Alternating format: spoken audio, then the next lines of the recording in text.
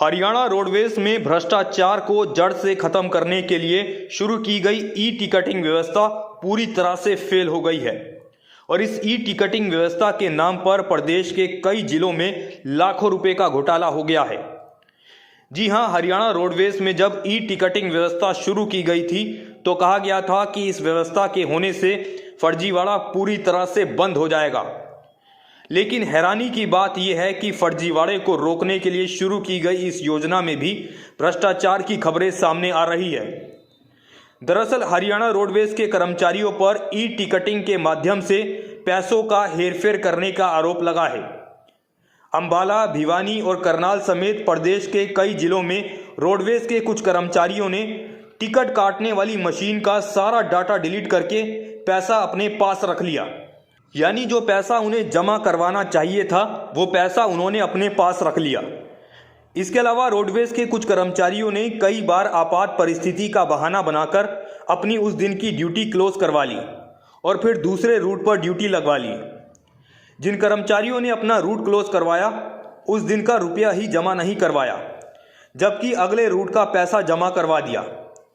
तो इस तरह से कई तमाम तरीकों को अपनाकर रोडवेज के कर्मचारियों ने ही लाखों रुपए का घोटाला कर दिया और सरकार को नुकसान पहुंचाने का काम किया। कई जगह तो यूनियन के नेताओं के नाम भी इस घोटाले में सामने आ रहे हैं।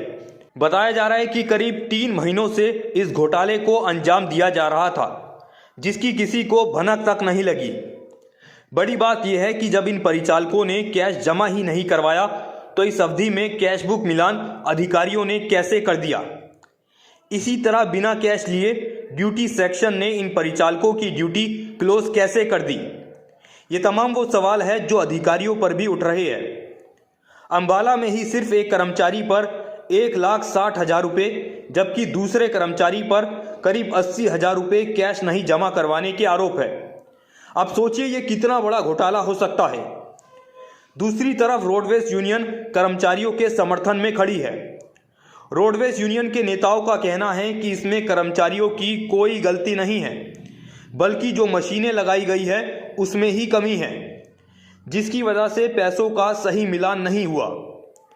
यूनियन के नेताओं का कहना है कि अगर एक परिचालक एक रूट खत्म करके दूसरे रूट पर निकलता है तो मशीन में पिछले रूट का डाटा खत्म हो जाता है।